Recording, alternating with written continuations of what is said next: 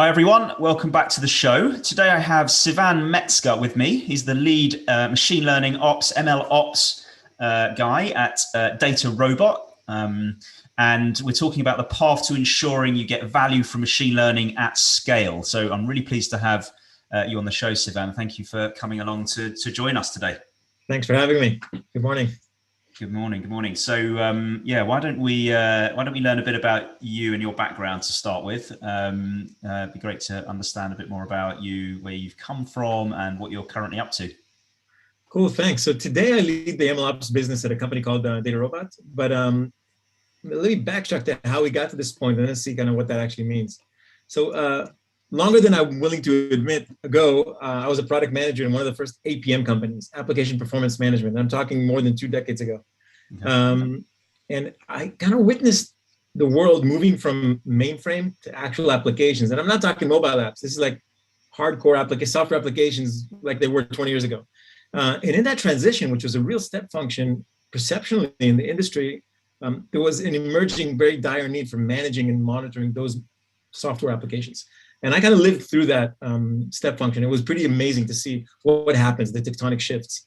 And later on in my career, I was working at a marketing technology company. We were optimizing spend for billions of dollars of Google search and Facebook ads using machine learning. And we had 13 data scientists on staff. And they would be right next to my office. And I would go by, and I didn't know anything about AI. Non-technical business executive came by, hey guys, when is the algorithm for Facebook going to be ready? And they're like, oh, we finished it. All the work has been completed. I'm like, what do you mean? It's not running yet, is it? I said, no, that's not part of our job. That's somebody else. We're working on the next thing already. I said, okay, so whose job is it? Well, they don't know. I go to IT and I say, hey guys, the data scientists said that their work is completed. They finished this, Facebook algorithm. And they said, are you crazy? We're not touching that stuff with a stick. We're mission critical. Every minute we're down can be $1 million that we'd be liable for. We don't know the quality of their code. We don't know what machine learning might do. We're never going to deploy that in production. Forget it. And I'm like, this is crazy, right? The world is moving towards a machine learning evolution and revolution. And we can't, in our small company, get folks to work together and find out the path. And for years, it just, we'd put them in the room and wait till the white smoke comes out, bring them in pizza, and white smoke never came out. And to me, after I left that company, it was clear that the world is once again, just like APM back in the application world, is going to move into ML applications at amazing scale in this decade, right? And there has to be a way to streamline and help or assist the industry go through this transition. And I'm talking mainly not about creating the AI, but actually managing and running the AI safely and confidently in a trustworthy manner. So, which is arguably the important bit, right? Creating it is fun, but actually it running and working and delivering value is where the actual fun is, right? But don't tell the data scientists because they think building it is not. Look, it won't run without building it, right? But it's important to start to understand as leaders, business leaders, or technology leaders. There's 2 sides to this coin, and it was painful for me that realization, and I wanted to share it. And essentially, when we built a company for this called ParallelM, and together with my co-founder, we came up with this concept of MLOps. So today it's a known term, but we actually trademarked it 4 years ago because we were the first that were actually using it. And the notion was a play on DevOps, obviously, for running machine learning. So without these 2 practices merging, building ML and running ML, the industry is not going to see value from this. So we need 2 sides of that coin. Yeah, the other phrase I hear is lab to live, proof of concept to production. It's all the same thing, isn't it? Really, it's about saying how do we take and testing. You've got to test these things. So how do we take that lo-fi tested model, move it into a world that is on rails, impacting end customers or end endpoints, whatever that might be. The rails for us would be pipelines, right? That's what these are called essentially these days. So just to finish up the story, built ParallelM, built a product for MLOps, but lo and behold, the market wasn't there yet. We had a bunch of POCs, a lot of education in the market, but people weren't really deploying models in production 2 years ago. If you're not Amazon or Google, of course. And DataRobot acquired us, and we went on this happy way of actually realizing the vision together. And this is kind of what I'm doing today, realizing this MLOps vision through inside of DataRobot. Amazing. And also just for some people as well, DataRobot, the company may be quite new. So do you want to just give us a bit about them as a business? Sure. DataRobot was founded about 9 years ago. And the two founders, Jeremy and Tom, they were data scientists. They came out of an insurance company, and they said, our work has to be automated. It just doesn't make sense. And they actually built a category by productizing the data science end-to-end process of building machine learning. They productized something they coined as AutoML, automated machine learning. And DataRobot was really built on this premise, and have this pretty much created the category of automated machine learning, which today is a very large category, of course. And over 1,000 customers around the world that are using this. And the natural extension after you build machine learning to run machine learning was, of course, the premise of DataRobot acquiring us. And now we're helping all of the customers that are building run machine learning, but also anybody that needs to run any kind of machine learning. Yeah. What's your view on? Thank you for that. What's your view on whether machine learning is the right? I mean, it's a solution, right? It's a way of solving a problem. So is it right for all problems? Are there better things to point machine learning at versus other things? Are we trying to solve too many problems with machine learning when an Excel spreadsheet will do? Have you got a view on that? I do actually. That we're in a Darwinian phase for the utilization of machine learning and how it will transform businesses. And what I mean is, there is no single answer. The best answer would be, oh, great. If anything that has a lot of data and that requires a lot of manual work and that there's maybe patterns hitting in the data would be relevant for machine learning. But any problem we solve today, it's almost guaranteed that a year from now, and let alone 2 years from now, even in the same business, would be completely transforming into something else as we learn. So I think we're all learning as an industry what can be done with this amazing capability that we've been gifted with in our generation, compute power, a lot of scarcity of data, and the ability to apply machine learning at scale, which that trifecta really only happened in the last very few years, despite machine learning being, 5 decades old. Right. So possibly any problem, possibly no problems, but let's work it out. Let's work it out together. Yeah, and by the way, that coincidentally or not, that's how we see our role as well in the industry. Is we help the whole industry flow. We want to raise the tide for everyone to benefit from this as easily as possible. Yeah, I think that's key, isn't it? It shouldn't be ivory tower. This shouldn't be the select few exclusive. Yep. It should be about how do we transform organizations to get value out of their data in some way. If that's machine learning, great, and if that solves a problem, even better. And if that's at scale, then tick tick tick. Yep. Cool. So can we dig into MLOps a little bit? What's it all about? What is it? What do we need to think about? What's the kind of framing of it? Sure. So think of it, if you are the one tasked or somebody is tasked with the notion of making sure models are actually delivering value for the company, right? Yeah. Most folks, like I was in my previous company, right? I thought, I have a data science problem. I hire data scientists and we'll be gone. But that's not the case, right? Data scientists will build the best model, but then what happens? And this is a big crater typically for organizations. Like, who's going to own this? What are the handoffs? Who decides what we're going to do, et cetera, is a new field. So what I recommend is thinking about having a strategy around, we call it MLOps, you can call it whatever, right? Making sure machine learning is actually running in production. And typically it's such a daunting problem that crosses many disciplines in the company that I usually like to break things to components that are more digestible and I can relate to, as opposed to looking at a daunting problem. Always helps. Helps my simple brain as well. Exactly. So my recommendation is to break it down to 4 pieces. Number 1 is deployment. How do you streamline any model from anywhere it comes? And you would know in your company the best of what the situation is. All the models come from different teams, from different platforms, wherever they come from, different languages.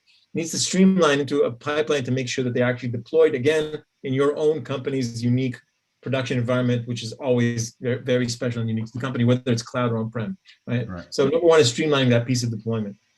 Once it's deployed, and in most cases where I'm seeing that deployment initially happens all over the place. One guy's doing it on SageMaker, some other guy's doing it under their desk with some open source technology. It's like herding cats in the beginning. But at some point, the company realized, oh no, this is strategic. We can't let this go completely crazy, whether it's for compliance or just for safety of the business or what have you. Merging it into single pipeline for deploying it wherever it needs to go is important. But once it's deployed, again, that's only the beginning, right? Because now, okay, it's running.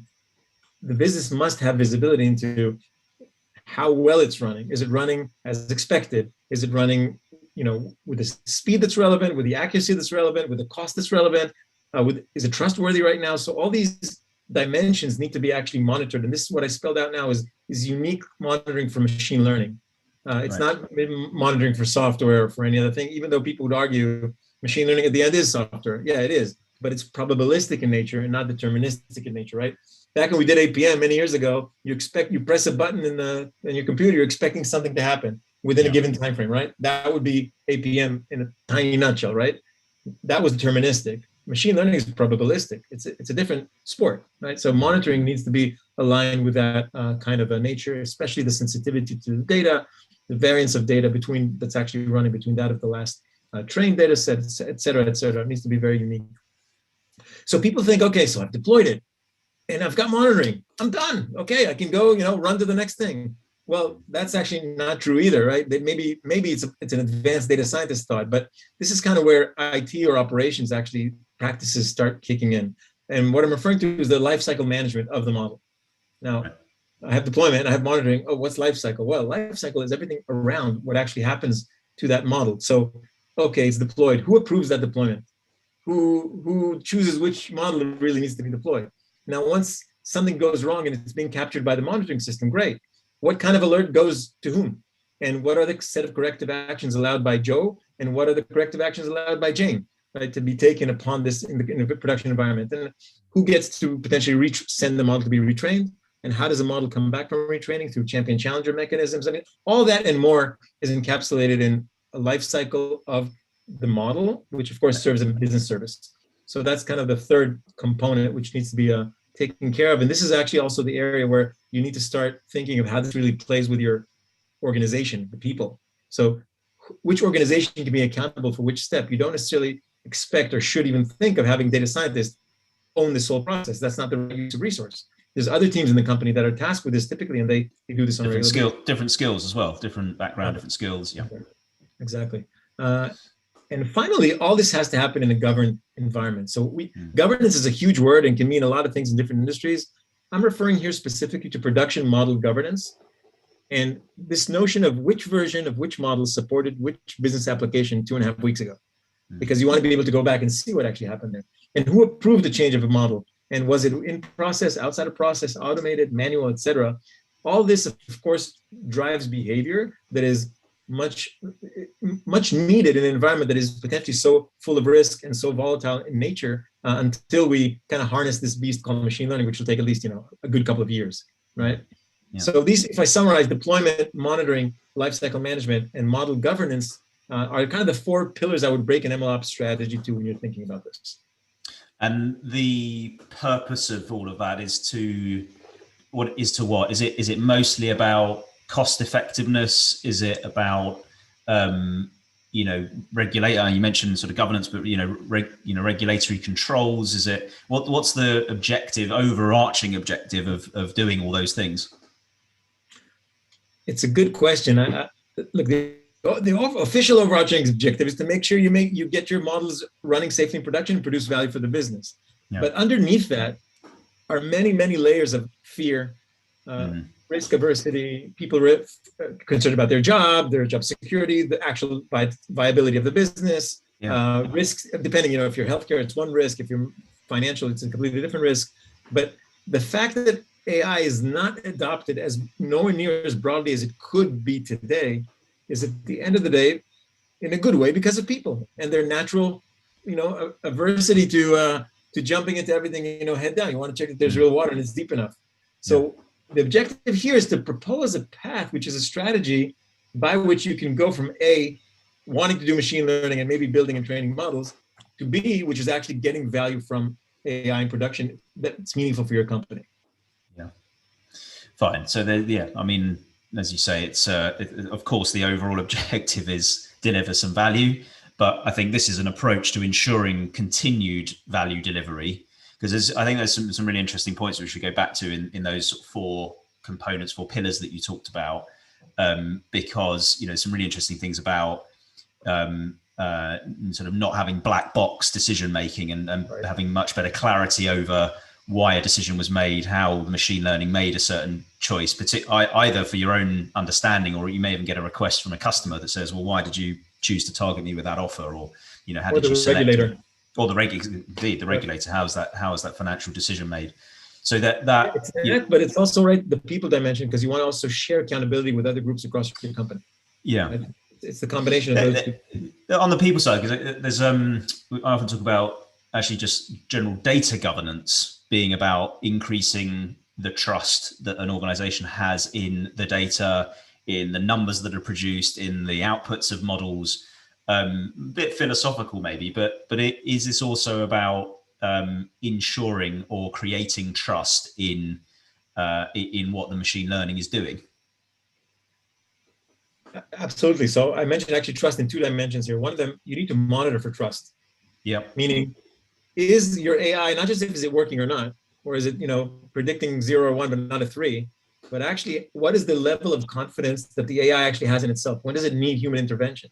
Right? And putting those, let's call it fuses, in the system when the AI is actually thinking, I'm predicting 0.8, but I think something may be wrong here, and surfacing a flag for human intervention is a technique that we use when we help design this kind of monitoring to bring people's confidence to a higher level in that machine learning, that it's not just running and come back next year and see what's going on. Yeah, and I assume you can dial that as well, don't you? Because sometimes you need much higher human check and intervention to build the trust, and then once the trust has been built, you can either lower that bar or automate the report that pops out, or what have you, or just reduce the human intervention until the next model comes in, or the retrain model, right? And then you kind of have the cycle go again.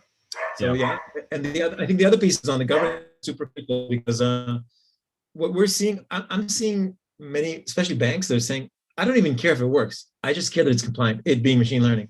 Like, it has to be compliant long before it works. And because there's triggers in the financial industry that people, the regulator can invoke your whole ownership of your own bank if you're not fully compliant and not transparent, to your point about explainability. So that piece, especially with GDPR and everything else that's going on, especially in Europe. So the ability to have that as a native part of ML production governance is a key part of it, should be a key part of the strategy. Yeah, cool.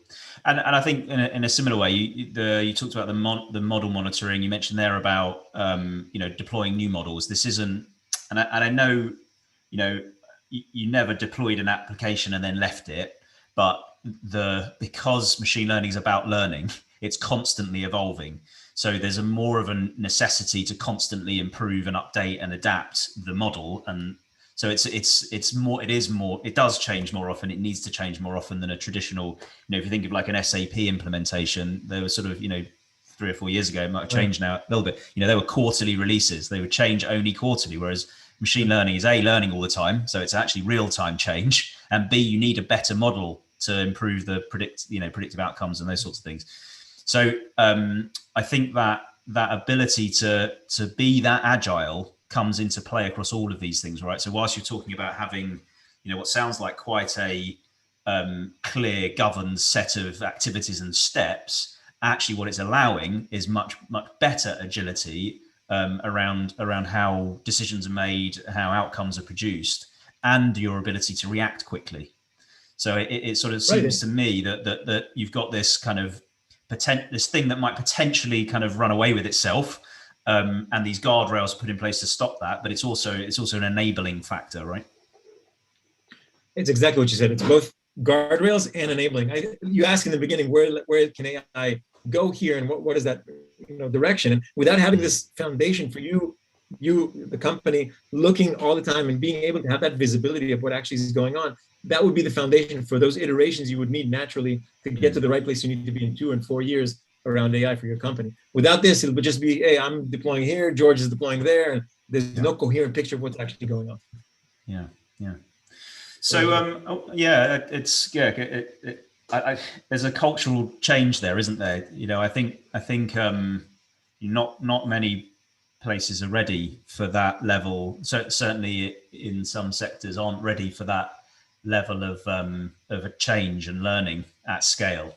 Have you seen that organizations struggle with the kind of mindset shift to sort of really do this at scale like that?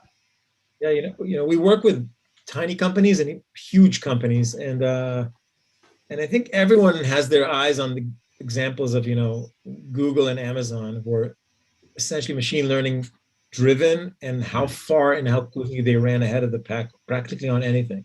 Yeah. So if you're a small company, my favorite ones are the ones that are just starting now, because they can just really start with being completely data driven as a foundation. I mean, I'm almost inclined, hey, let's start a company now, because it's the best time, because you already know that this should be the bedrock. Others, of course, are struggling with actually maybe cutting down what they have and lifting it on a jack and inserting a kind of an AI layer into their normal course of business, which is scary. Yeah, it's scary. It's expensive. There's no real point where for sure when you're going to start seeing the value. But I think this Amazon and Google example, it's in front of everybody, is clear that there's probably no industry that would not benefit and run away from their own pack of competition if not adopting some form of AI sooner rather than later. Yeah, and there's a lot of mathematical models showing this, but at a high level, I think it's pretty intuitive.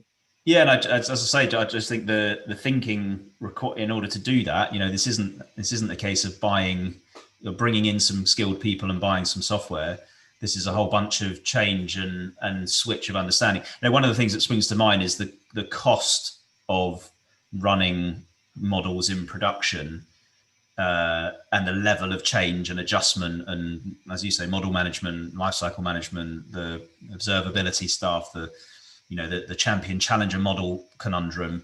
That isn't about upfront, build a model, capital expenditure, and then it's sort of low cost, production support. This is actually a kind of an always on machine that needs to be built and then constantly improved. And I think that can be a fundamental shift in how people think about it. And it can potentially, does it increase the cost of managing and supporting and improving models that are in production, which typically people see as being sort of lower cost to do things once they're sort of live, if you like. Yeah, but in a way, it has to correct itself, right, and adjust for compensating the leapfrog capability you will gain from having it, right? So, and it's probably going to be the new way of doing business anyway. This is a cost component of doing business, which should definitely offset the benefit if it's done correctly. But not everyone is going to survive this transition, right? I think the ones who get an early start have an advantage. They can still course correct, but you could definitely. I mean, this is the bigger than any industrial revolution we've had in terms of its potential and how far and how quick it can take the human race and our industry as a whole, for sure, together forward. What are some of the biggest challenges you've seen then with people trying to implement MLOps at scale, or even just machine learning at scale? I think MLOps is the answer, but what are some of the biggest challenges that have driven the need for this thinking sort of coming in? I know you gave your story earlier at the start of this about who picks up the application once it's been built, but trying to implement, like practically speaking, trying to implement this in big banks or in regulators or wherever it might be. What have you seen as some of the biggest challenges there?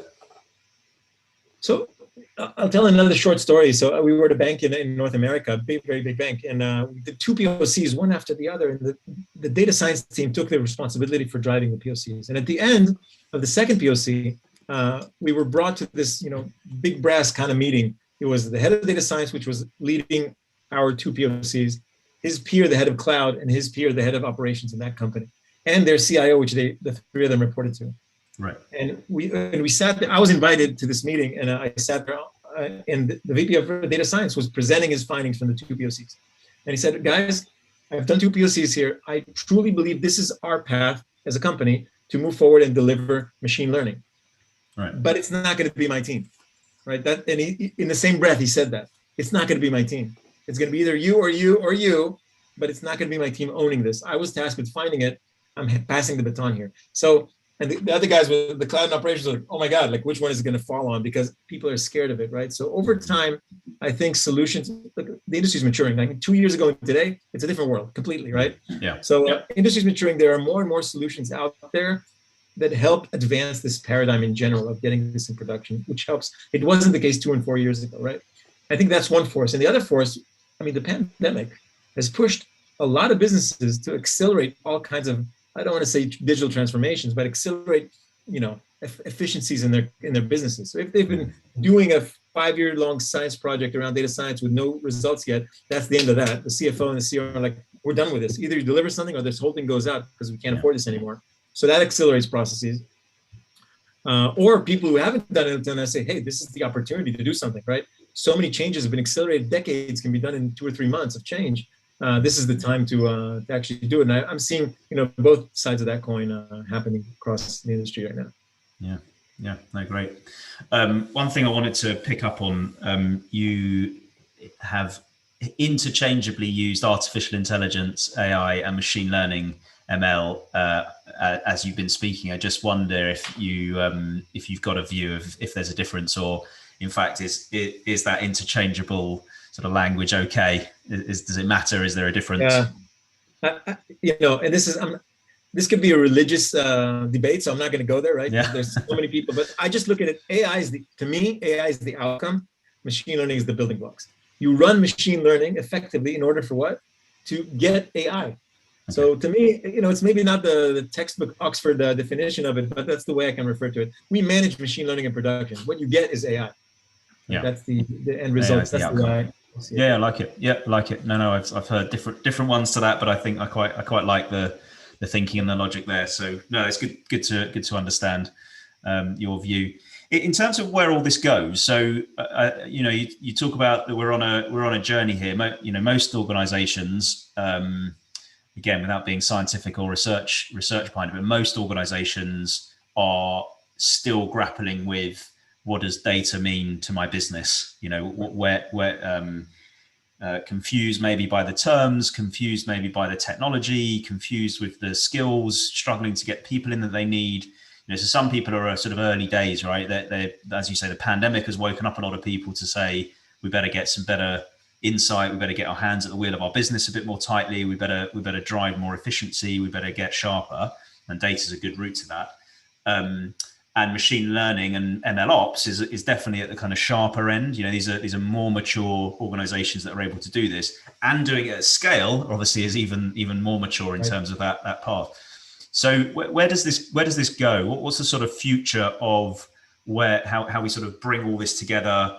And back to what we talked about earlier, getting this to the masses, because this shouldn't be about ivory tower. It shouldn't just be about Google and Facebook and Amazon having leading edge machine learning. This should be about everyone getting access to it if it's the right solution for them. So where does this go in your mind?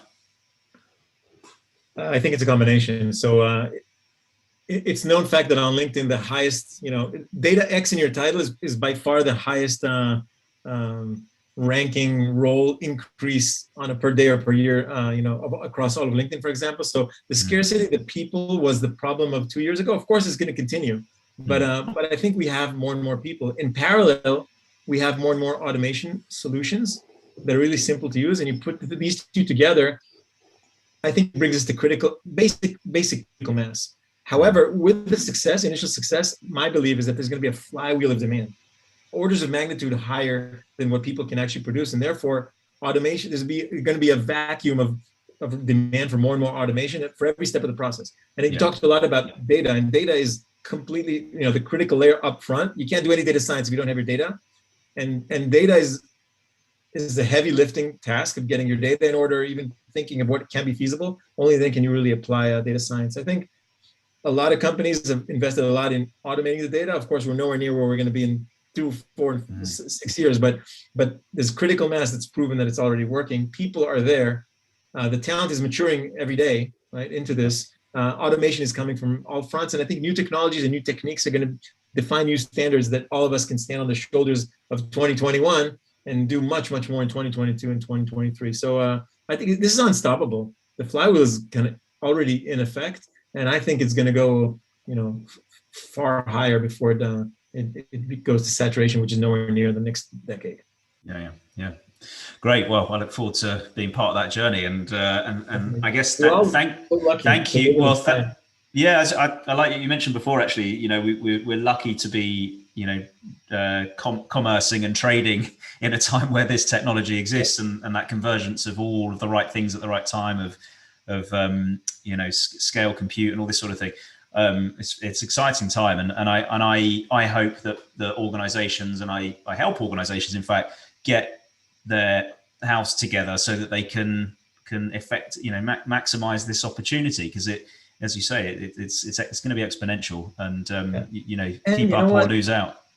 And the kids too. So I talk with my kids all the time about this, and it's like, I'm just thinking they're going to stand on our shoulders, right, and do the next thing. And things are moving so fast. I can't even begin to even think of imagining what's going to be there. Like, they were born before and after the iPhone. I was, but they're going to, AI is going to be mature by the time they come to start getting into the world of the employment world and what's going on in the industry and where they're going to take it. Wow, it's unbelievable. So expose the kids as soon as you can, as early as possible. Brilliant. Well, I think that's a nice advert for this episode then. So we've got to play this episode to all our kids. That's definitely. Well, maybe we should do another one just for kid level discussion about AI. Let's do that. We're gonna do ML for kids. That's it. So you heard it here first. Love it. Sivan, thank you so much for coming on the show. I've really enjoyed that. Very insightful. I hope our audience get value from that. I'm sure they will. So appreciate your time. Thank you, Jason. Thanks a lot for having me. No worries. And thanks everyone for listening. We'll catch you again soon.